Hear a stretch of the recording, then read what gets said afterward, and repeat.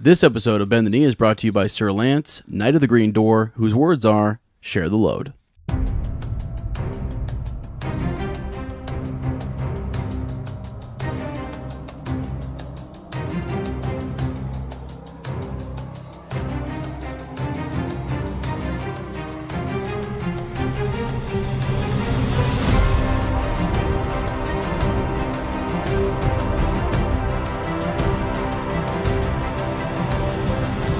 Hello and welcome to Bend the Knee, a Song of Ice and Fire podcast. I am Sir Matt, the Bud Knight. And I am Sir Ezra the Watchful. Welcome to our Song of Ice and Fire book club.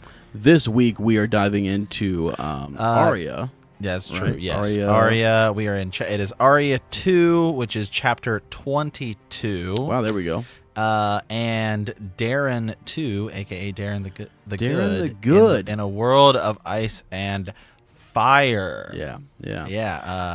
This is going to be an interesting episode for you guys. It is. Guys, we are kind of huddled up on the floor here. A lot of furniture's gone. Yeah. Since Sir Ezra and I are in the moving process. Yeah. We're both kind of moving back to our parents' house for I am for a month until I move. Yeah, I'll be here a little bit longer. Yeah. That's for sure. Yeah, we're actually up in a hot, sticky room. Mm-hmm. The old... I don't even know what did I call this? Fortress of Solitude is what I called it back in the day. So, but so it's been interesting. We were trying to scramble to find mics and everything, because I was like, where are they at? What box are they in? Where did I put this I had to stuff? because I moved all the stuff back to my dad's house before I move. Yeah, just the whole thing. But crazy. But we're still here. Absolutely. Getting it done, continuing. Yeah, so real quick, if you guys want to send a Raven, you can hit us up on the Weirwood Network at 614-547-2350. That number again is 614-547-2350. You can send us a voicemail. You have about 3 minutes. Or you can send us a Raven at btkcast@gmail.com. Yeah, and send us those Ravens. As you guys know, we do Follow Up Friday, and so be nice to hear from you. We also, I think at the end here, it depends on today. I don't have the doc in front of me. I but, do, yeah. Sir Matt's So got I'm kind us. of running the show today. Sir Matt's got it. It's normally a co-effort, but it's wherever I want it to go today. That's right. I won't even know. So, but origin stories. We'd love to hear more. I've got about 4 or 5. In the email that we could probably pull up at some point for Follow Up Friday or for the main show. Just love to hear about how people got into the books or the HBO series, which happened first, all that good stuff. Nice to kind of know. So, all right, let's head over to the small council where we bring you some updates on life and some news. So, Sir Ezra, how's life treating you? I'm busy. I'm busier than I've ever been. Actually, I feel like. I'm just sitting here. I'm sticky, sweaty, been moving. Dude, the amount of things that I was able to fit into that small pickup truck. Right. I'm just so impressed. How much now that you're do you realize that you own? How much stuff do you realize you own? So halfway through the process, I just started getting garbage bags and just throwing stuff out because I was like, this is a joke. Too much. This is a joke. I own too much stuff. I'm not wasting gas to move this from one place to the other. What's going on here? You know, so but I've got all of my, actually right next to me in this green box here, I've got my Game of Thrones, Song of Ice and Fire series. I've got everything in there ready to go. So well, hey, speaking of that, I saw this on Twitter today. And it was a tweet by Adam Whitehead, who is the guy who I believe he does the map. Remember that cool app? Atlas of Ice and Fire. Well, he didn't do the Atlas of Ice and Fire, but remember he has the blog where he breaks down. But he talks about it. He breaks down all that stuff. Yeah, we found him. So I have this is a trusted source here. Okay. Worldwide sales of A Song of Ice and Fire appear to have topped 90 million, meaning it has overtaken A Wheel of Time as the biggest-selling post-Tolkien epic fantasy. Of course, it says Wheel of Time could strike back hard, though, if the TV series that it's supposed to be getting, boost book sales in the same way that A Game of Thrones has. Yeah. Wow, that's interesting. Mm-hmm. Yeah, really interesting. That actually, I don't know if we did this. Did we ever plug that Wheel of Time podcast? No, we didn't. So we had someone, a listener, ask us to do that because we've talked about it multiple times.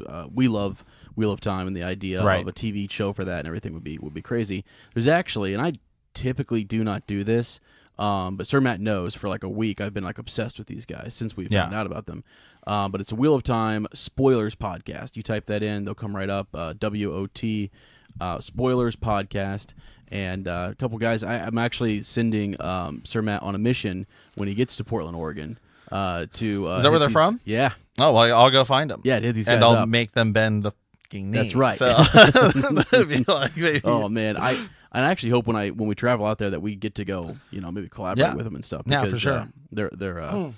They're pretty cool. They're pretty neat. But that's an achievement. I mean, because for a long time. I mean, Wheel of Time. When you walked into a bookstore before the HBO series came out, that was what they were pushing. Was Wheel of Time. Buy this. You know what I want? I want a fantasy. crossover. I want. Oh wow. The Mother of Dragons and the Dragon Reborn. That sounds like a power couple. Okay? That does sound like a power couple. That's for sure. Could you imagine? I mean, Randall Thor. He's a real dragon. Yeah, he is a real dragon, actually. Yeah. Oh yeah. All right. Cool. Well, okay. Let's go ahead and head on over to the Maester's study. This week we're talking about Daeron the Good. Yeah. Yeah. So get ready for some Blackfire Rebellion here. Yeah. In the 184th year since Aegon's conquest, Aegon IV, the Unworthy, at last let go of life. His son and heir, Prince Daeron, departed Dragonstone within a fortnight after learning of his father's demise and was swiftly crowned by the High Septim in the Red Keep. He chose to be crowned with his father's crown, a decision likely intended to quell any remaining doubts about his legitimacy. Daeron then acted swiftly to put many of the things that Aegon had put wrong, beginning by removing all of the members of the king's small council and replacing them with men of his own choosing, men of whom proved wise and capable counselors. It was a year and more before the city's watch was similarly repaired, for King Aegon had oft used promotion to the watch as a way to shower, on people who just in his favor. Right? Yeah, in his favor, yeah. And in turn, they made sure that the brothels and even the decent women of the city were available for Aegon. Yes, they did. Daeron did not stop there, however. In his efforts to improve those things that his father has corrupted or left to rot, he was conscientious in his duties to the realm and sought to stabilize in the wake of Aegon's deathbed decree, which legitimized all of his bastard half-siblings. Although he could not and would not rescind his father's last wishes, he did what he could to keep the great bastards close, treating them honorably and continuing the incomes that the king had bestowed upon them. He paid the dowry that Aegon had promised to the Archon of Tyrosh, thereby seeing his half-brother Daemon Blackfire wed to Roanne of Tyrosh as Aegon had desired. For all that Sir Daemon was only 4 and 10, on their wedding day he granted Daemon a tract of land near the Blackwater, with the right to raise a castle. Some said he did such things to assert his rule and legitimacy over the great bastards, as others because he was kind and just. But whatever the truth, such efforts sadly proved in vain. Yeah, and I think a lot of people say, just from that reading there, the idea is he Daeron the Good or is he Daeron the Foolish? Yeah.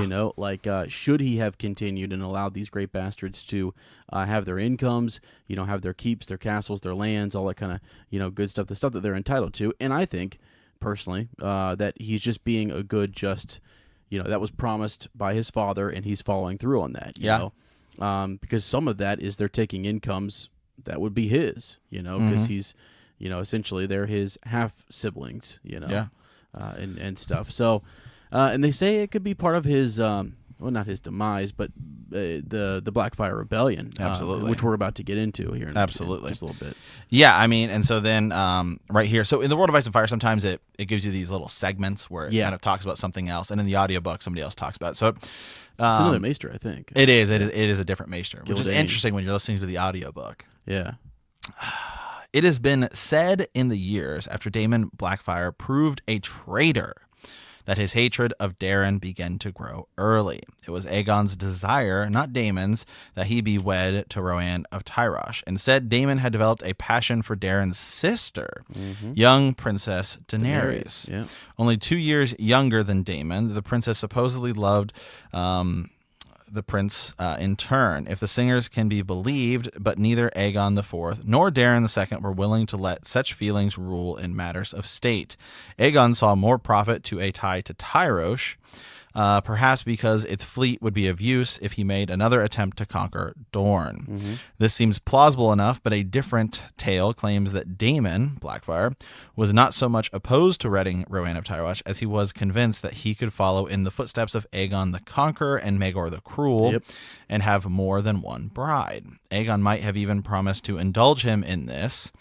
But Daeron was of different mind entirely. Not only did Daeron refuse to permit his brother more than one wife, but he also gave Daenerys' hand to Marin Martell as part of the bargain to finally unite the Seven Kingdoms with Dorne. Whether Daenerys loved Daemon, as those who rose for the Black Dragon later claimed, who could say? In the years afterward, Daenerys was never aught but a loyal wife to Prince Marin, and if she mourned Daemon Blackfyre, she left no record of it. Yeah, so, I mean, to me, all of that kind of says it's sort of like, why does Daemon Blackfyre, right? Why does he end up rebelling? Mm-hmm. Why does he, what caused this? Because, later on it will say that some of this rumor mill and people whispering to Daemon happened years before the rebellion actually started. What was it that finally tipped him into deciding he was going to rebel? And, I think it's Archmaester Gildain there is kind of making the point that it could have been this idea of marriage. Either he wanted two wives and Daeron said no, and maybe Aegon. I could see Aegon actually saying, yeah, that'd be cool. Yeah. I mean, why wouldn't you say that'd be cool? And the other part is the idea that maybe he did truly love Daenerys and she loved him back, and then he didn't get to be with the one woman that he loved, and he's been kind of just, not sold off, but he's been, arranged. The marriage is arranged. Yeah, and so then Daeron sells off his sister essentially to Dorne to try and bring in the thing together, and then he really raises this Marin of Dorne up a lot. He King Daeron raised up the Dornish prince to great acclaim, and together they departed the Red Keep and rode to the Great Sept to lay a golden wreath at the foot of the statue of Baelor the Blessed, proclaiming, Baelor, your work is done. Yeah. Then the next year, he decides to raise a great seat in the Dornish Marches, near to where the boundaries of the Reach, the Stormlands, and Dorne met, calling it Summerhall. Summerhall. That's a big deal. Huge deal. Because from this point forward, we talk about Summerhall, and it's a seat that he made, essentially, because you've got a lot of these great bastards and different things. They needed like another house. Like I think it goes on to say it called a palace, really. Yeah. It was more of a palace than a castle, and lightly fortified at best. And then many sons there. I believe that's where Rhaegar is born.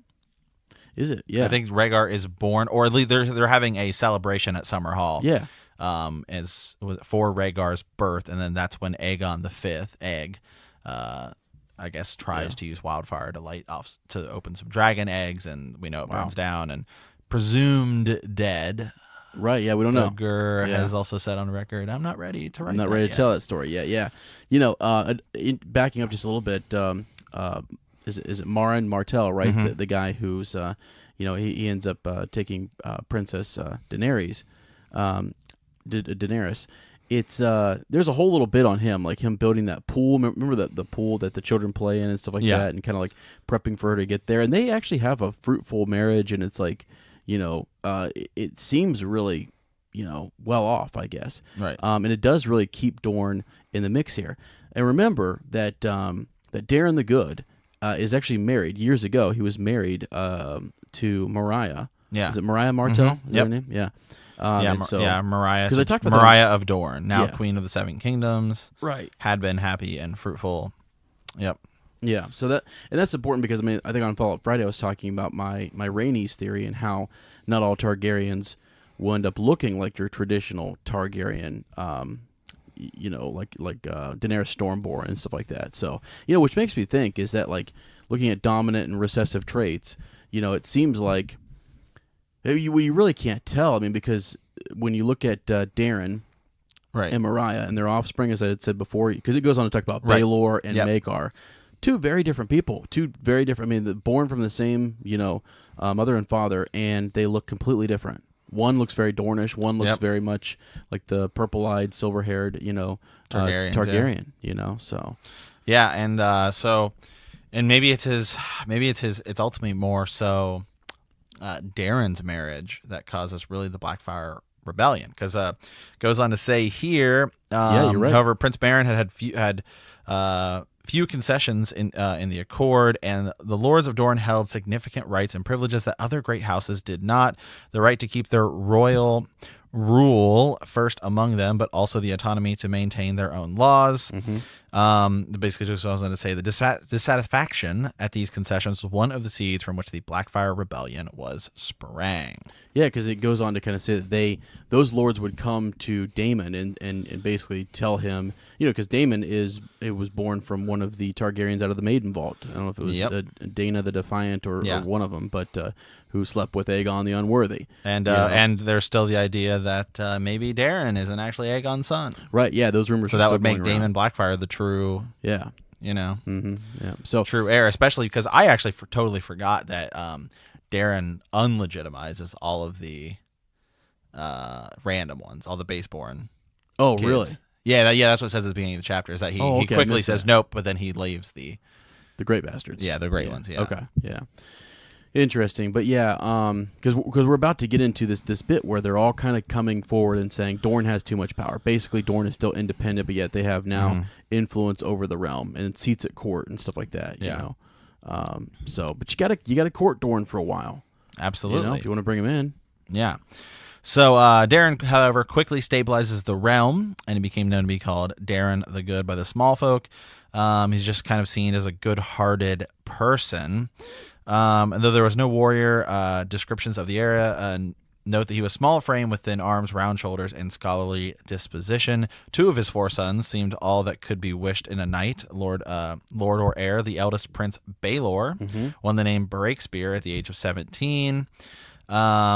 And he famously following his victory at Princess Daenerys' wedding ceremony, where he defeats Daemon Blackfyre. Yeah.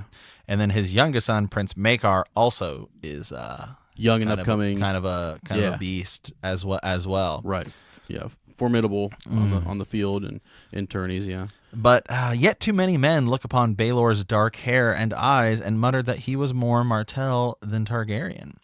Even though he proved a man who could win respect, knights and lords of the Dornish marches came to mistrust Daeron and Baelor as well, as they began to look more and more to the old days when Dornish men were enemies. Yeah, not rivals for the king's attention. Yeah, and it's that kind of mentality. Dorne was isolated, and I don't think. They might have envoys come up, to the Red Keep and stuff, but you didn't have a lot of them in King's Landing. No. And now they're sitting in positions, they're at court. Right. They're on the council. You know what I mean? It's sort of like what's going on. And Dorne here? really is in the fray here until about Game of Thrones, where it starts. Really, it's the Robert's Rebellion, which kind of causes Dorne to go back into we don't.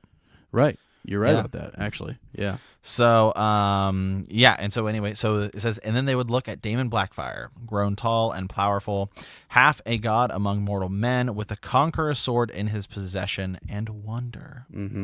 Yeah. The seeds of the rebellion had been planted, but it took years for them to fruit. There was no final insult, no great wrong that led Daemon Blackfyre to turn against King Daeron. It was truly all for the love of Daenerys. How is it that 8 years had passed before the rebellion bloomed? That was a long time to harbor thwarted love, especially when Rohan had already given him 7 sons and daughters besides, and Daenerys had borne Prince Meryn several heirs. Yeah.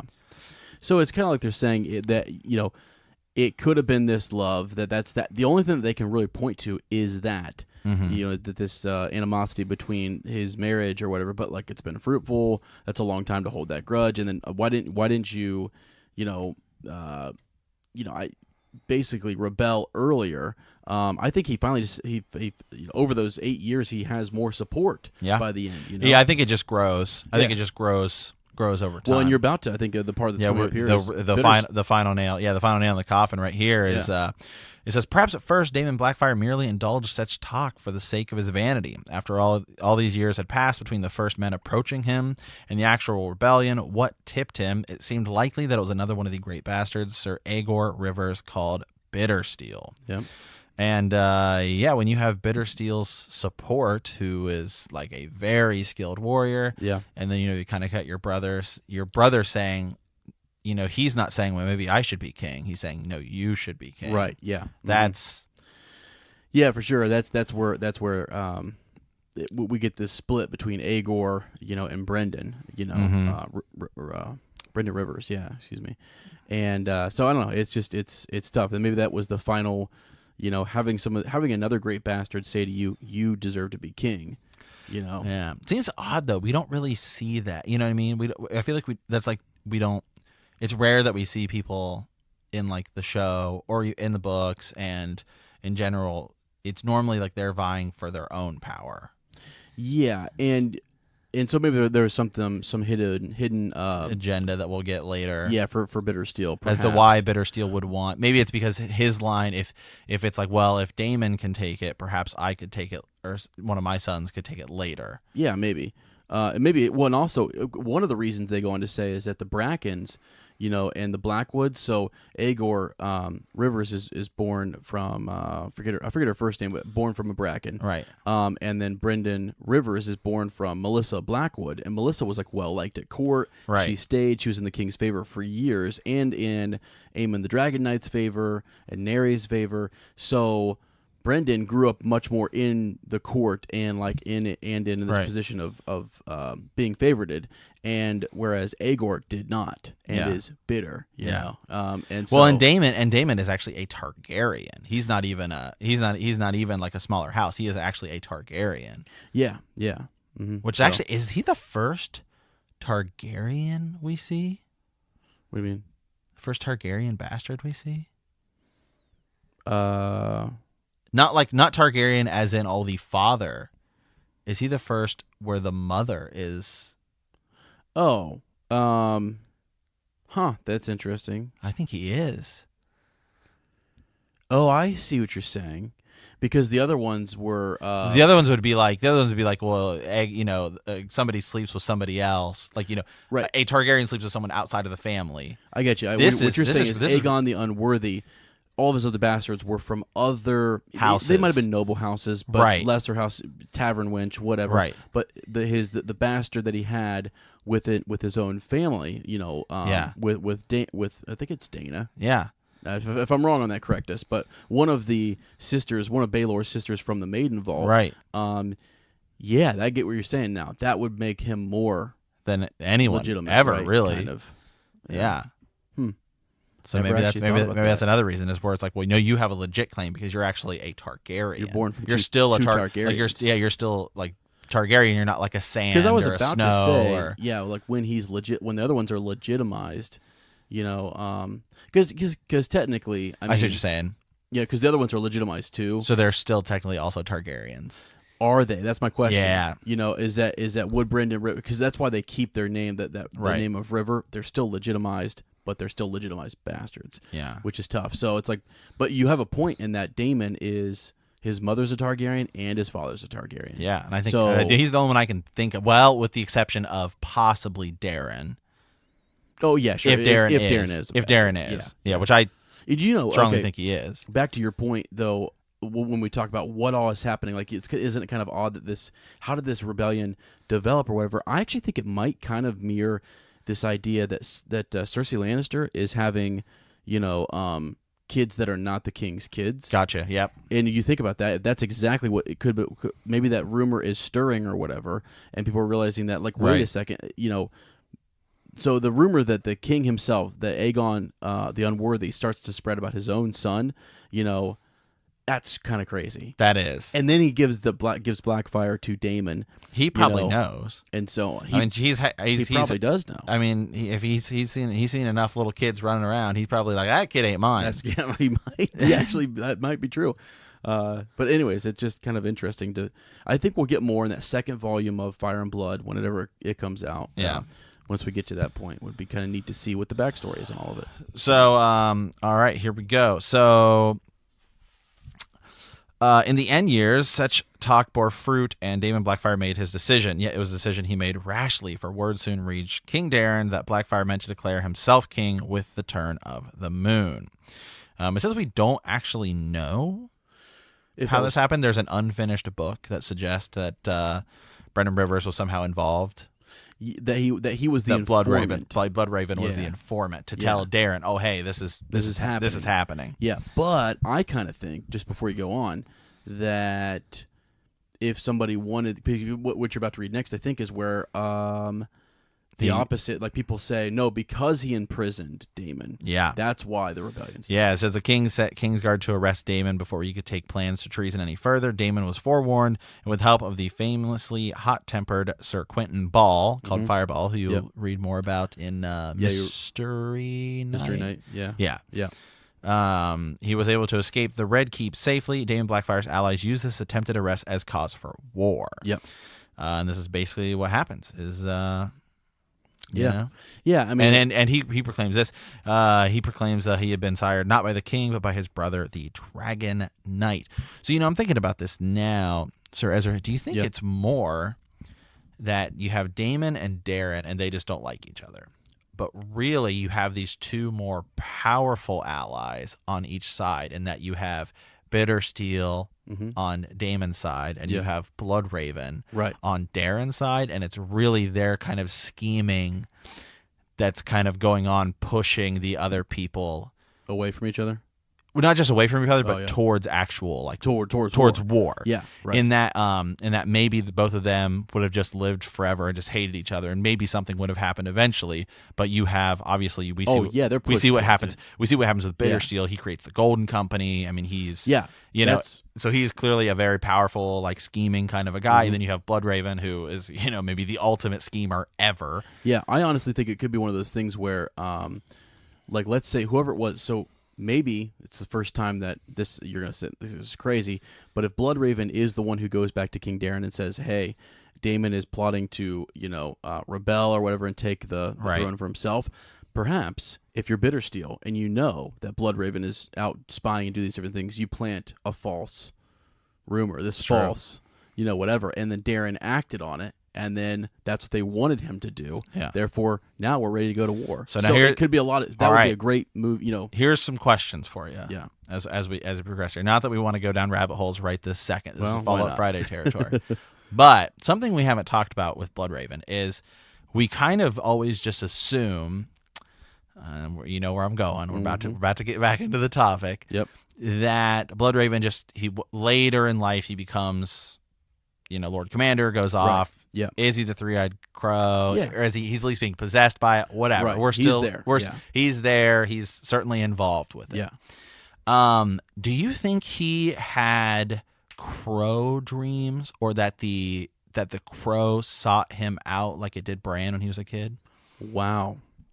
That's a great question. So is it possible that he was being, because we don't know actually how he gets in that cave. We don't know if he just finds it or if he knows about it. Maybe he was being called as well, and maybe he is being influenced.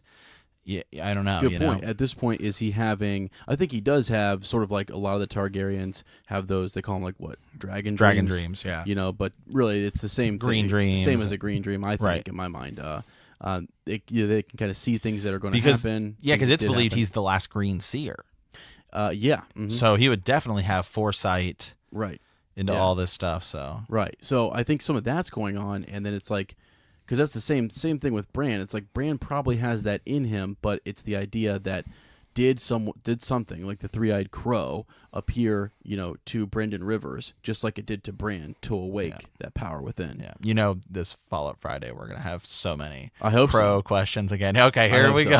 Well, it's a good point. It's a good point for people to go back into the history and say, okay, this happened with Bran. What do you think it was like for Bloodraven? You know what I mean? Like, because at this point, keep in mind, Bloodraven still has 1,000 eyes and one, and he's still well, right now he has two eyes. Right now he has two eyes. So he's 1,000 eyes and two, but he's about to have one as we go here. So anyway, just something interesting to think about. So And that's basically what happens is the rebellion began, and then actually in the World of Ice and Fire, it kind of keeps going, doesn't it? It does, but it's so funny because it basically says in this manner, the Blackfire Rebellion began in 186 AC, reversing the colors of the traditional Targaryen arms to show a black dragon on a red field. Yeah. And then you have everyone else proclaiming for Daemon. Yep. Or Daeron, excuse me. Subsequently, many battles were fought, but none. And then it goes right. Says next paragraph. The rebellion ended. Yeah, it doesn't. Yeah, it doesn't dive into it a lot. Actually, I feel like you almost get more in the Dunk and Egg series. You do, and I think he's saving. You get it through Eustace Osgray, you know, and those guys, the Checky Lion, talking about how his sons were lost. So I guess the big takeaway here, though, is the Battle of the Redgrass Field 1 year later. Yeah. And to really just kind of shorten this up, essentially what happens is there's a big, huge battle, and Blood Raven is actually the one who kind of Baelor Breakspear shows up, Maegor shows up. It's pretty cool. When they're describing it, it's super cool. But ultimately, what happens is Blood Raven shows up and just with his archers just kills Daemon Targaryen with archers. Yeah, we don't actually understand. It was almost like I wonder if they were undercover and hidden a little bit, because it seems like Daemon is leading this charge with his two eldest sons, and Blood Raven and the Raven's Teeth. You know, they end up shooting Daemon and his sons dead, and Bittersteel picks up Blackfire and tries to rally Daemon's men and press on for the for your king. You know, they who knows? I don't know if they crowned him. They push forward for Daemon. And that's when you this epic battle between Blood Raven, and Bittersteel, Brendan Rivers and Aegor. And Aegor Rivers, or Bittersteel. Yeah. So they have a one-on-one battle, which is sick. And all we really know is that Bittersteel takes Blood Raven's eye, and then he leaves. Yeah. Yeah. Well, yeah. They pull each other away. They go into retreat. Whatever. Right. Whatever happens. Well, because the reason they had to. Or did they catch Bittersteel? Did they capture him? No. So right here. So all right. So I'll read some of the battle here. It says Daemon, Aegon, and Aemon were brought down beneath the withering fall of arrows sent by Brendan Rivers and his private guards, the Raven's Teeth. This was followed. So Aegor Rivers or Daemon Blackfire's dead. He's dead. And Bittersteel charges with Blackfire in his hand. Yeah. Because he takes it. He does. And we don't know what happens. We know he still has it. We don't know what happens to the sword. And he attempts to rally Daemon's forces, meeting with Blood Raven in the midst of a charge, having a mighty duel, which leaves Blood Raven eyed, and Bittersteel ends up leaving. But the whole battle comes to an end when Prince, and this is why we'll get to him, and this is his probably defining moment. So this is when you get to the Dunk and Egg series. Yeah, this is who we're talking. He's in the Dunk and Egg series. When you get to the Dunk and Egg series, I guess we'll spoil it a little bit. It's we keep pushing it. There's this part where Dunk is like looking for somebody to be his 7th champion, and out of nowhere comes Baelor Breakspear, who is a boss. He's a boss. It says, but the battle came to an end when Prince Baelor Breakspear appears with a host of Stormlords and Dornish men, and they fall on the rebel rear, kind of entrapping them in there. And then Prince Maegor comes in too. He's the anvil. Yeah. He's the anvil, and it's just too much. Yeah, it's too much. But yeah, two brothers coming in there for their dad. It's actually really cool. It's super cool. Yeah. But, and then Aegor though. Aegor just flees. He gets out of there. So anyway, so that's the end of the first Blackfire Rebellion. And then really what ends up happening with Daeron after that, he shows a sternness that few accepted. Many lords and knights who had supported the Black Dragons and had lands and seats and privileges stripped from them and were forced to give over hostages. Yeah, he rules with an iron fist here. Yeah, King Daeron becomes King Daeron the Good to King Daeron the Stern. And he actually, as you just read, he penalizes people. He takes away their land. We see that with Eustace Osgray. His lands are stripped from him. He has one keep left. Taxes go up, different things. Yeah. And really what made him so upset was, I am called Daeron the Good. I feel like I've done everything just. I've been good. I've tried to rule fairly and all these different things, and still they rebelled against me. And he gets angry. He gets upset. But he rules until the spring, where the sickness ends up taking him, though. Yeah. So yeah.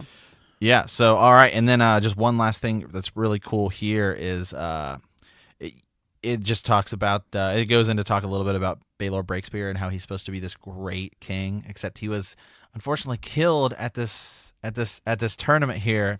Yeah. Says in which Baelor, and then he's killed actually by his brother Maekar, and it's kind of an accident. On accident. Yeah. Says Baelor Breakspear was cut down in his prime by his own brother Maekar at the tourney at Ashford in the year 209 AC. It was not in the tilt or the melee, but in a ritual of 7, the first in a century, in which Baelor fought on behalf of a lowly hedge knight of no parentage of note. Yeah.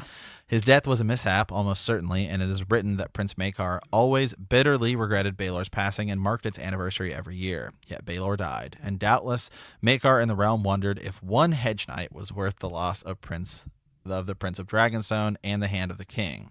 But then they did not know how high that hedge knight would rise. Yeah. So that is a different history. It's so cool. It's so I mean, cool. That's my favorite line in like all of Ice and Fire. They didn't know how high he would rise. Yeah. And it's great. Yeah. So it's great. that's all there is to that. Okay. Yeah, and so and then it I'm actually trying to find it, or does it actually even talk about his death? The spring, the fever that took, because it ended up taking right after that. It takes Baelor's sons, so it takes King Daeron. That fever, was it the red fever? Yeah, the great spring sickness. Yep, you're right. The great spring. So sickness, is Daeron the king at the beginning? He is the king at the beginning of. Yes, he is at the beginning of the hedge knight. The hedge he knight. is, and then Ares is now king during. Yep, during during Sworn Sword. So Baelor Breakspear dies before the year of the spring sickness, which is why he would have been king. He would have been king, and then so next in line are his sons. Yeah, his sons also die in the spring sickness. Yeah. And so then it goes to Daeron's. Well, actually, it goes to Aenys first. You're right. Yeah. It goes to Aenys, and then it'll go to Maekar. Yeah, which is crazy. Absolutely crazy. And then all of Maekar's kids die, and we'll get to Egg the Fifth, Egg the Unlikely. Egg on the Unlikely. Yeah, I know, and that's where you have to start reading the Dunk and Egg series. It's you so just good. Have to really, right now is when you start. Right now you have to start. We are always pushing it because we think it's so good, but now is the time where you need that fluff material in the middle. But I don't even call it fluff material. No, it's the best. It's some of the best that's ever been written. I like it. It's crazy. It's so crazy. It's the day in and day out of a hedge knight. It's unreal. I will say, everyone that has messaged us and they're like, finally sat down, you guys convinced me. Like, thank you. Like, oh, seriously. Sir Robbie of Newcastle was like, man, I listened to it straight through. Oh yeah. Oh, it's so good. And I can't tell you guys. That's why it's our giveaway. When we do the Dragon Egg, contest and stuff, it will always be a giveaway. We will always send someone that book if we can. Yep. So. Okay. But so right here. All right. So now let's go ahead into the reread. Jump over into the reread. This week we are in Arya 2, which seems crazy. Yeah, it does. This is the thing about POV chapters. Sometimes you get them in other characters' chapters. Yeah. So yeah, it's a little weird. Yeah. So last week we were in Tyrion 3, just in which Tyrion was getting ready to leave the wall. That's right. He was talking to Jon. He was talking to everybody. Sir Alistair Thorne, he kind of made fun of. Yeah, he wanted to duel Alistair Thorne with his fork. Right. Yep. He was dissing him. Yeah. So all right. So so Arya's last POV, Arya runs out of her needlework session to watch the boys practice in the yard. Yeah. Which seems so long ago. It does.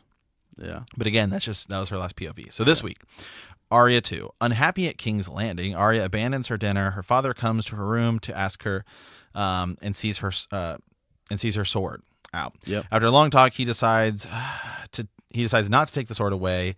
And then several days later, she meets her dancing instructor. Yep. Yeah. So we're just gonna go at this general points here. Okay. Things that I thought were interesting about this chapter. Really just always weaving in the references to Lyanna when we talk about Arya, especially when Eddard is there. Yeah. So that happens quite a bit. Her wildness. There's a part, and I'm sure you have it underlined, and I'm sure you're going to talk about it. But the bit about lies. Yeah. And what do you have something to read from that part? No, I have other things to get through first, but yeah, that's fine. I just wanted to throw that out there because when we get to, don't let me forget that part, Okay. because the idea when he talks about what's in a lie and why we lie and that kind of stuff. It's very interesting and kind of foreshadowing a lot. All right, here we go. So just first line here is something I want to bring up. Her father had been fighting with the council again. Arya could see it on his face when he came to the table late again, as he had so often. And so really just that line right there is something that we talk about in that sometimes this is what I like about the show is that the show kind of adds in some stuff, events that probably happen that we just don't see. Yeah. Mm-hmm. Actually every Eddard chapter with the council we see.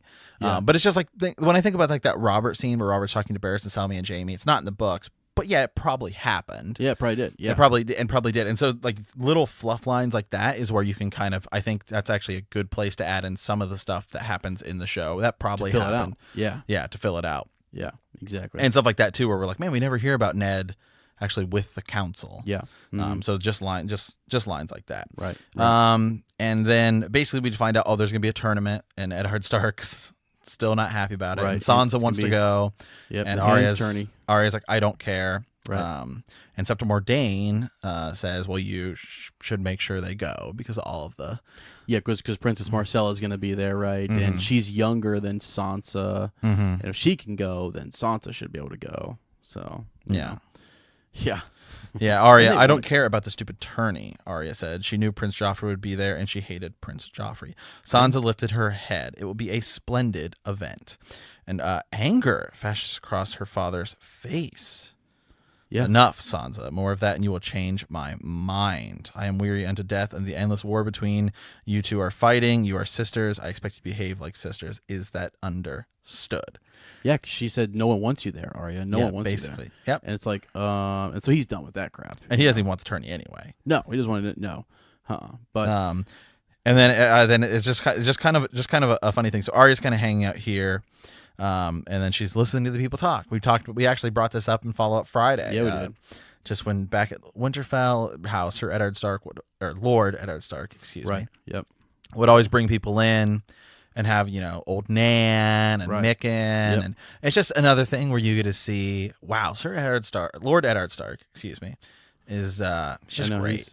Yeah, well, he just listens. I mean, she's remembering advice he gave to Robb, and he even goes as far as to, like, make sure your men, know you. They'll fight for you if they know you. If you're a stranger from far away. That's also why I think sometimes, like, later on in the series, it would, maybe it's already happened or it will later on, they would come to see other characters have memories of coming to Winterfell and seeing him, or him going to them and seeing what was going on in his area. He's supposed to be keeping track of these things. So to hear it's one thing, but he's that type of lord that gets up. He's the warden of the North, and he's like, I'm going to go to White Harbor. Yeah, I'll go beyond the wall. Yeah, I'll go beyond the wall. I'll go beyond the wall. Yeah, if I have to. So he's defending the realm there. So he's checking on things, and that that proximity to those people helps. Well, think about this. When you call your banners, I'll bring it up again. Knight of the Seven Kingdoms, the Hedge Knight. When Duncan is trying to get people to fight for him in his tourney of 7, he has to get enough people to fight with him. Yeah. He's going and he's asking these high lords, and he's like, Sir Arlen of Pennytree fought for you. And they're like, hundreds of knights fought for me. I don't remember him. I'm not going to waste my life for some hedge knight I don't know. Yeah, that's a good point. Yeah. That's a really good point. And then Baelor Breakspear does, but Baelor Breakspear's a boss. But he had met him, and so he knew him, So. Yeah, and he had talked and he had spoke with him. Yeah. Right. Fossaway. Is it Raymond? Raymond Fossaway. Isn't that the one who ends up getting knighted? But like he had befriended him, right? Yeah. And stuff. So, Lionel Baratheon has to knight him on the spot. Yeah. It's so cool. It's so cool. I know. Anyway, back to the chapter. Yeah. So we get through that, and essentially Arya just decides she wants to leave. She doesn't want to be here anymore, and it's really funny where she stands up, and because they get into it where she's thinking about the butcher's boy. Yeah, he was my friend. Yeah. Arya whispered into a plate so that no one could hear, and then she stands up, and Septim Mordain says, "Pray, where do you think you are going, young lady? I'm not hungry." Arya found it in her to remember her courtesies, and may I be excused, please, is what she says. Right. It's really fun. In the audiobook. They do a good job. Yeah. Roy Dotrice, the guy who reads all the audiobooks, don't believe he's alive anymore. No. He actually played someone in the show, like a small role. He's really? one of the pyro. It was one of the guys that helps with Tyrion with the wildfire. Yeah, okay. But he's just like, may I be excused, please. Like it's like you're really like going through the motions, like and that's how I envision. her doing it. It happening. So that's funny. So basically she ends up just running off. She runs back to her room, and she gets out needle, and she kind of starts playing with it. And then Eddard Stark comes in, and right, isn't it, he asks for permission. He does. He's like, may I come in? And he doesn't need it, but like he's just even, I don't know. It was just another layer with him that I love. Yeah. Daughter. So basically he comes in and he's like, who gave you the sword? And she doesn't say anything.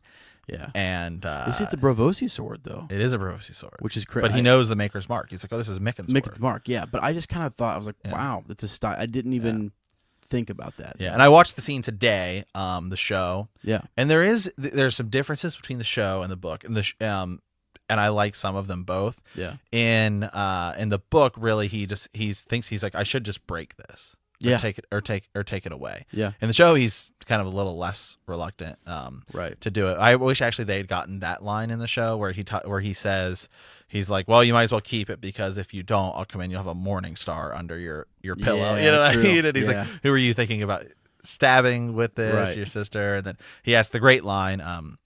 He's, do you know how to use it? And she's like, stick him with the pointy end. Yeah, that's right. And that's he's right. like, oh, that's about the where it's at. That's about the essence of it. Now, the way they do the naming is a little bit different in both. And he just says in the show, he's like, oh, the sword has a name. And it's just, and they spend just a little bit more time on that. And then he goes into talking about how, in the show, he talks about how, like, we're in a really dangerous place. Mm-hmm. You don't get as much of that in the book. He just like, I just need you guys to be. Yeah, and I feel like this is Arya's point of view, right? And where he probably had that thought in his mind, though. I know. It's one of those things that the show kind of took a liberty, and it's like, that's cool. Like, it's probably what he was thinking. Right. So, and then he does in the book. She talks about how she's like, I asked Micah to practice with me. It's my fault. It's my fault. And he takes her in his arms, and he's like, no. He's like, you did not kill the butcher boy. It was the hound. He says, we all lie, her father said. Or did you truly think I'd believe that Nymeria ran off? Yeah. Yeah. We all lie. Yeah. We all lie. I mean, it's subtle, but it's like he goes on later on to talk about how that lie is of there's honor in what you did with Nymeria. Yeah. And because she was like, and remember, Ned Stark's life basically ends with a lie. Yeah, it does. Yeah. Yeah. And I actually kind of wonder if he wouldn't have said that. Sorry to jump way ahead. Like, would he have put his family in more danger? I've often thought, too. No, I don't think so. I actually kind of think... Seems to me like Nedard, yeah. Ed, or, Ned. Stark. Yeah. Ned and Eddard Stark. Maybe it just, it seems like he's willing to lie for his family. Yeah, he is. Yeah. He is willing to lie. That's what I'm saying. I think the lie, by coming out and saying that Joffrey is the one true king, he was trying to go... obviously to the Night's Watch, right? And hoping that would protect his family because his daughters are threatened, and he thinks that will help. I know we're jumping way ahead here, but if he wouldn't have done that, and he would have held out, and they would have taken his head, I think it would have been worse. Yeah. So, but he does kind of say, Arya, sit down and need to try and explain some things to you. He's like, you are too young to be burdened with all of my cares, but you are Stark of Winterfell. You know our words. Winter is coming, Arya whispered. Mm-hmm. The hard, cruel times. We trusted them on the Trident, child, when Bran fell. You were born in the long summer, sweet one. You know nothing else. But winter is truly coming. Remember the sigil of our house, Arya, the dire wolf. Let me tell you something about wolves, child. When the snow falls and the white winds blow, the lone wolf dies, but the pack survives. Yeah. Yeah. So pretty important advice. It is, and in the show, that was like the trailer for the last season, right? Like they brought up. I'm surprised they didn't use that in the show earlier. Yeah, that's a great. I know it's a huge line. It's a huge line. Yeah, yeah. And it foreshadows a lot for the Stark family. So yeah, I'm kind of surprised too. But that's a big one. So many people theorize about that line. When the snow falls and the white winds blow, the lone wolf dies, but the pack survives. Yeah, I can see why they would. Huh. So I don't believe it actually means the lone wolf dies, as in people like Jon Snow is going to die. You know what I mean? Like there's going to be one wolf out there that dies. But when you look at it, and it is the wolves that are by themselves, they don't do well. Right. Mm-hmm. Robb. Yeah. Doesn't do well. Right. Yep. They need each other. Yeah. For sure. Yeah. Yeah, there might be something to that, though. Huh. That's interesting to really think about what the lone wolf that would die, and the pack survives. I know it's just a saying, but it's like, people have tried to make an actual connection to faces and people. Yeah. Yeah. So. Huh. So just interesting. Yeah. But eventually, what ends up happening is, he says, "Well, you're gonna have to learn how to use that sword." That's right. Yeah. And 3 days later, Arya ends up meeting up with a guy. He says, "You're late, boy." A slight man with a bald head and a great beak of a nose stepped out of the shadows, holding a pair of slender wooden swords. "Tomorrow you will be here at midday." He had an accent, the lit of the free cities, Bravosi, perhaps, or Mir. "Who are you?" Arya asks. "I am your dancing master." He tosses her one of the wooden blades. She grabs for it, misses. He says, "Tomorrow you'll catch it. Now pick it up." Mm-hmm. Yeah, and this is, of course, Sirio Farrell, a.k.a. Jack and Hagar. Yeah, a.k.a. whoever you want him to be, yeah. Not necessarily. But and then basically it just ends with her practicing with Jack and Hagar. It really is. But no, is that she's practicing with Sirio Farrell. Yeah. Yeah, it's who's one of my favorite characters. Mine too, and I hope there's more. I hope. Do. I mean, when they talk later on about the Kingsguard and Sir Meryn Trent and just how terrible he is, and just like not even just terrible as a person, just a joke of a swordsman. Like the Hound's like anyone could beat him. Yeah, exactly. And then even Sir Barristan Selmy was like they started bringing in people that it's just like we weren't bringing in our own people anymore. You know what I mean? It was just it turned into a joke of a position. Right. Well, and Jaime Lannister. Remember, now this is, of course, you could argue this is definitely not canon at all. But in the show, they have those, and this is weird. So the show has the extra scenes in which they have like the actors playing the characters talking about the histories. Yeah. But those are far more book centered than they are to try. Like they even sometimes, I think, contradict the show. They do. Because it's just them reading histories from the books. Yeah, yeah. And like they're kind of retold tales. Yeah. You can find almost all of them on YouTube, and they are awesome. They're really cool. But the one where Jaime is talking about the Kingsguard book, and it's kind of like from his perspective too. So it's kind of thoughts of those characters. Right. He's talking about how now he's like the Kingsguard is a joke. It's a joke. Yeah. And here's the thing. He loves, I think, probably the Arthur idea. Dayne. Yeah, the idea that he was brought in by Arthur Dayne and and he's Gerald the youngest member. That's all he ever really wanted. Yeah, I just want to be in it. Yeah. Great names, yeah. And Barristan Selmy does say in court, "It's like I cut you all down right now." Yeah. Yeah. Right now. Now is it because he's a boss? Older in age. Yes, but still. Oh, and I still actually like think... I do not believe that Barristan Selmy, when Joffrey kicks him out, could take on a two-handed Jaime Lannister at this point. I don't know. I don't know, man. I don't know about that. I think Jaime's the only one he would probably have respect for because Jaime was brought in during that. Right. I just mean at this point, Barristan Selmy's still a boss, but he's a little, But that's the thing. But the other guys in the room, though, but that's the other thing is that take Jaime out of the equation. He could have cut all of them down. Well, I just mean, like even one-on-one, let's say. Oh yeah, I got you. So Barristan Selmy right now, versus say like Jaime Lannister, I don't think he'd think, "Oh, I can cut through you." But the fact that he thinks he can cut through any of these Kingsguard, I know, that shows how much of a joke, how much of a joke they are. Absolutely, it totally does. Yeah. Even in his old age, they're a joke. And he does kill. He does kill two. He just killed two city because that's guards. the thing. If you're a true, if you're a true, if you really deserve to be in the Kingsguard, you know what I mean. It's one thing for Arthur Dayne to go one-on-one with somebody, it'd be an epic battle, with somebody else in the Kingsguard, right?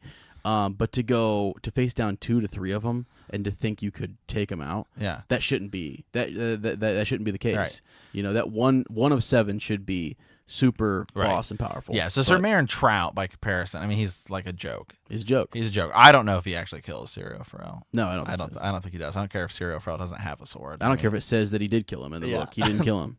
So yeah. Anyway, we'll dive into that more when we get to that chapter way down the line. It is always fun to speculate, and let us know for Fallout Friday your Syrio Forel theories. Is he Jaqen H'ghar? Even if he's not, is he still alive? Go look up some crazy theories. We've done that ourselves, but it's nice to see if you guys find something that you think has got some validity to it, and you got some quotes in the book, send it our way. Yeah, because he could. I think the most common one is that he is Jaqen H'ghar. That they're the same person, which I'm actually a big believer in. Yeah. But even without that, you could still argue he's still alive. Oh, absolutely, you can argue. Yeah, for sure. I think you can argue that he's alive. Yeah. So I don't know. It's a neat little chapter. There's not a whole lot there. It's just more development for Arya and kind of another perspective in King's Landing. You know, but and the best part about it is the end. Her getting trained. You know. Yeah. So that's the thing. That's her thing. You know, she's gonna keep getting more and more skills. Yeah. So all right, let's go ahead and move on over to. Let me pull it up on my phone here. Sorry, guys. Our tech for this episode is a little wild. It's a little all over the place. So here I have a quite long raven. Okay. But here we go. Sure. This is from Irene. Okay. Yeah. Good morning, Lords Matt and Ezra. Wow. My name is Irene. I hail from the mountains kingdoms of Montana. First of all, beautiful country. Nice. That's actually it is. Really cool. I've been to Montana. And it is It is just nice. Yeah. I'm a new listener to Bend the Knee, and I love it. Someday I hope to be in the position to contribute and become a patron. Cool. I have house words picked out already and everything. Never kneel before the unworthy. That's pretty. Wow. Okay. Recently, I was listening to your Top 10 Politicians episode and realized I had a question for you. I heard this while watching a YouTube channel discussing Game of Thrones, but I don't know what interview or blog post that Gurr stated it in or if it's 100% accurate. This person was speculating about things and offhandedly mentioned that Gurr once said that originally he didn't plan on Daenerys having her own dragons, but eventually put them in after being convinced by his publisher. I attempted to imagine what A Song of Ice and Fire would be without these magical beasts, and maybe it's because I am not politically savvy, but I couldn't. How would Dany have taken the Unsullied or gotten safely away from the Sons of the Harpy or dealt with anything else without the scaly trio prominently featured? I don't doubt that she would have thought of something as Dany is not stupid and does have some wise advisors and great fighters around her, and that it would have been impressive and interesting to read. But once again, I have no idea how it would have happened. Even if this report isn't right, I was curious to see if you had any thoughts on it and what you think the story would look like if Martin had not given Dany the dragons. Okay. I understand that... I understand that you're interested in learning how your listeners got into Game of Thrones, so I will share my story. Oh, sweet. When I was 12 or so, my mom worked for a local bookstore that had a policy about allowing employees one free book a week. Jeez, that sounds like That's great. Can I work there? Yeah. Over time, she was able to get me all 5, which I had decided to wait and read until I had all that were available. When that happened, I sat down and cracked open the first, only to quickly discover that I was a bit too young at the time to actually consume them. Mm-hmm. I set them aside when they collected dust for a few years until my friend wouldn't shut up about this amazing TV show he'd discovered. Yeah. As you can guess, this was Game of Thrones. I didn't give in and start watching it right away, though, as I love reading. I decided to give the books another chance. I was then in my late teens and ready this time. After reading book 1, I bought the first 2 seasons of the show and watched them back to back over a weekend. By then I was obsessed and couldn't get enough of the world, characters, and fantastic story. So obviously I splurged and bought 3 more seasons. The 5th had been released on Blu-ray, but the 6th season hadn't aired on TV yet. Yeah. Since it's much easier to watch something instead of reading the book that's near and sometimes over 1,000 pages, I watched all the seasons before I finished the books. Naturally, that meant I spoiled myself for the books, but as we all know, they are much denser, full of extra characters, and split off from each other after a while away. So there's still plenty of surprises and great reads. On a somewhat unrelated related note, I listened to the first episode of Avada Kedavra and greatly enjoyed it. I haven't laughed so hard in a long time, and it felt so good on iTunes. There are no further episodes, and I was wondering if they were somewhere else or if you hadn't had the time to make them. By the way, I'm a huge Snape fan, even though I don't always agree with his decisions. I wish you good fortune in the wars to come, Irene. Okay, so there's a lot to unpack there. So first, let's just kind of begin with her story. Her story, and so yeah, just great. I think it's neat. I think that's first of all, where's this bookstore? Because I'd be down to work there. Yeah, you work there and we're family, and so you can just get me a like book. Free books. Yeah, I'd move to Montana. I mean, great. Well, I think it's neat. I think a lot of people, that's the idea. Is you've we talked about at the top of the show. In bookstores, I know. People were not pushing Game of Thrones back before the show came out as much as they were Wheel of Time. Now it's the opposite. So completely makes sense to me why that has passed Wheel of Time, sales. Right. And the show. I think the show totally changed this. Oh yeah, this franchise. I mean, absolutely. It's done everything for it. So, anyways, and yeah, I don't know. A lot of people. It was so again back to not to take away from this, but like it was the second series that was recommended to me. First, I was recommended Wheel of Time. If you don't like that, here's this Game of Thrones thing. That's how it went. Now it's the opposite. So it's neat that that she went back to it, and and it's and like as she said, it's okay to spoil yourself on the show and then go back and hit the books because they are different. They are completely different. I like them both differently. Yeah, there are things I really like the show does. Things I watched the first 2 seasons and I was like, okay, this is sweet. Then I think like 3 and 4, or I watched 3 was just coming out, and then I've watched since, and then I dove into the books later, much later into it. So back to her first question. No. Okay, Avada Kedavra. Let's Avada Kedavra. Yeah. So that was just. For anyone actually who is new and was like, "What is this?" It was posted on April 1st. It was our April Fool's joke. We said it in the thing, but sometimes we get new listeners who kind of just jump in where we're at. Yeah. So just So that was just an April Fool's joke.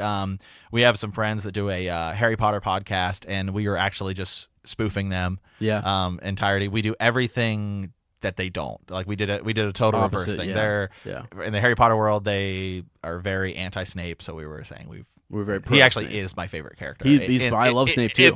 In that series though, but he's really cool. I know. Yeah. So you never know. You never know. We might do it. We've joked about doing about just actually doing the series from that kind of perspective. Yeah. So back to your actual question. The idea of Daenerys not having dragons. So you can find online Gur's original kind of script and outline for the books, which is supposed to be a trilogy, and in it there's a lot of things that he clearly changed. Like I think originally his plan was for Jon to marry Arya, kind of in the end, and it was supposed to be like 3 books, and some totally different things. And I think Joffrey was actually going to be like the final kind of villain, and stuff like that. And obviously things change. And he had just written. If you watch the interview of how he even actually came up with the idea of Game of Thrones, it's funny. So he has Night Flyers coming out, right? And I would actually argue that Gur is more of a science fiction guy, than he is a fantasy guy. It started out, and there's a really great interview with him. It's like an hour long. It was kind of documentary interview, and his podcast that we found. That he did. They're like on his website. 6. They're like 6 episodes and like 10 minutes each. But he talks about just writing, and he talks about like just write as much as possible. And he wrote a lot of short stories.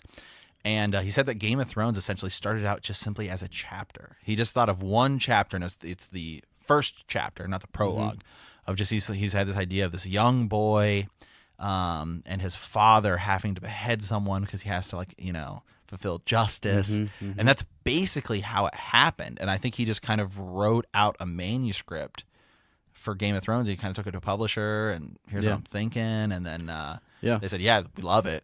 And then he just started writing, and it just evolved from there. The rest is history. Yeah. So I think so. To your point, it probably is. I hadn't heard that he had thought Daenerys could do these things without dragons. I think she could, based on her character now. Yeah, I think she could too. And there are. And so Irene was asking, what are some ways in which she could have gotten through, amassed this big host and taken Marine and Yunkai and Astapor and all that kind of stuff. You want to go first, or you want me to kind of share? No, go ahead. Yeah. Okay. I just think the idea that. So I think you would still have to think, just real quick, for for context, I think you would still have to believe that everything up until the dragons would go the same way. So Khal Drogo would still die. Yeah. Let's say maybe she doesn't have dragons, but she's still fireproof. So the dragons just don't awake, so she just wakes up and she's standing there, fireproof. Yeah. And there's already evidence in the first book that she has dragon dreams, and that she sees things, and so I think she would have that power. Those things could have awoken. She might have seen things that were going to happen and kind of use that to her advantage, possibly. Again, she uses marriage a lot to win, win over forces, or to keep a city in a state of peace. Let me think. I'm trying to think of other ways where she could have been successful. What do you got? Well, so going from the moment, let's just say she's, and I'm going to use that term fireproof with air quotes, because a lot of people just debate the level of, is it fireproof? Is it dragon fire? Is it, because there's kind of evidence on both sides. But let's just say that from that moment. Well, we still don't know the kind of Varys Illyrio plan, and that could have a huge part of it. Maybe young Griff is actually Aegon, and maybe their plan was, well, let's get Daenerys this army. Maybe their plan actually was, because the cows kill each other all the time. So maybe their plan was, well, we could maybe kind of get this army, and we don't know. Maybe their plan actually was to raise another cow and kind of take it over, somebody that would work for them or something. And so then you have this big army, and then you can bring it in and have young Griff, even if he is a Blackfire, kind of marry Daenerys, and you kind of unify, hey, the Targaryens are back, and then maybe that's your launching point. So I would imagine that young Griff would have something more to play with it. I mean, clearly the dragons changed everything. So maybe we'll actually, and we could still see this. Maybe we'll get told what their plan was, and maybe they'll say something along those lines, and until dragons changed it. Well, that's a good point. I think if the publishers were pushing, let's say they're pushing dragons, we need them in now, bring them back, and Gur wasn't planning on that. I think then, in my mind, Daenerys would have actually have been Aegon, and would have been young Griff, and that would have been the plan from the get-go. Yeah. It's just like you say, the publishers say dragons, so he says, all right, well, I'll send her into the Dothraki Sea, and she's gonna, have at this wedding be presented with dragon eggs, whatever. She could have. The whole other thing could have happened with, if in his mind, I don't know where he was with the histories, that he has these ideas about, the Targaryen family and offshoot Blackfire family and the Golden Company and all that stuff, could have been in his mind. And he could have all changed it just because I got to bring dragons into this. Or maybe his plan actually was for dragons, and he just wanted them later down, or more down subtle. the line. Yeah. Like maybe it's like, oh, she gets maybe it's like some of the same things happen, and she gets dragons down the line, and that's like, oh, she's the real deal. Because right now we have young Griff. Actually, I really like your point with that. Yeah. Is that we have young Griff, who maybe he's a false Aegon. Yeah. Well, maybe the idea was Daenerys would be considered. Maybe she would be considered a false person. Yeah. And then no, she's the real deal. Another thing that could have happened too. Even if you're going back to your original line of thought there, she had, let's say, Khal Drogo dies and whatnot. She could have set out for Valyria, and maybe she was planning on, finding some magical power or something else there that could help her. Or maybe Gur didn't want the dragons to be born that way, but it's like they're still out there, right. Like a shy. Well, maybe it's kind of. I don't think now. This is where the show and books are kind of messing with me. In the show, when she is at, oh God, what's it called? Where all the old wives go. Oh, Vastothrak. No, that's like the city. There's like a specific name for it. In the show where she's in there, and then it burns down, and she's left, sacred city, and she's left standing, and basically she walks out, and all of the people see her, and they're like, oh crap. So at the end of the first book, basically the same thing happens, except it's just a much smaller group. Yeah. And so maybe his plan was for that scene to happen. Yeah. And she takes over. And they all just kind of like right then and there, like, oh, and then she has an army. Yeah. Right, and if it was, because remember his original plan was maybe 3 books, so maybe she would get dragons at like the end of the 2nd book. Yeah. His original plan may have not even had the White Walkers. Yeah, I don't know. It's You know what I interesting. mean? It could maybe his original plan would have just been like say ice versus fire. You know what I mean? Like you just have all that you have this conqueror trying to come take back their throne, and then somehow ends up. Yeah. You never know. Right. So I think it's a good question. It's neat to think about what the author was intended, and Right. So the process. So cool. That's pretty neat. Thanks. All right, guys. We do not have a knighting ceremony this week, but I believe Sir Ezra actually was a kind of an event this week where we actually ran into Lady Beverly. Yeah, Lady Beverly, one of our patrons, and we want to thank her big time. So I actually had a chance to knight her at a little festival myself. It was pretty cool, Yeah. She's just a good person, honestly. It was nice to meet her at that festival, and she got to talk to Sir Matt, So yeah, we have a little phone combo. So Weirwood Network. Yeah. So that will do for our knighting ceremony.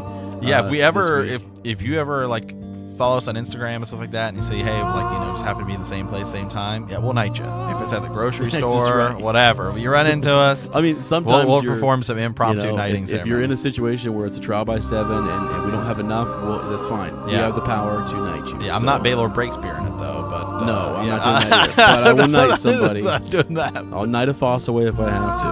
Okay. Yeah. So. Alrighty, guys. Well, that is our show. We would like to thank you for playing a Game of Thrones. In our next episode, we will be discussing Chapter 23, Daenerys 3. If you like our podcast, don't forget to subscribe, like us, write a review, send us a raven at btkcast@gmail.com. We will see you in 1 week, and remember, fire and blood.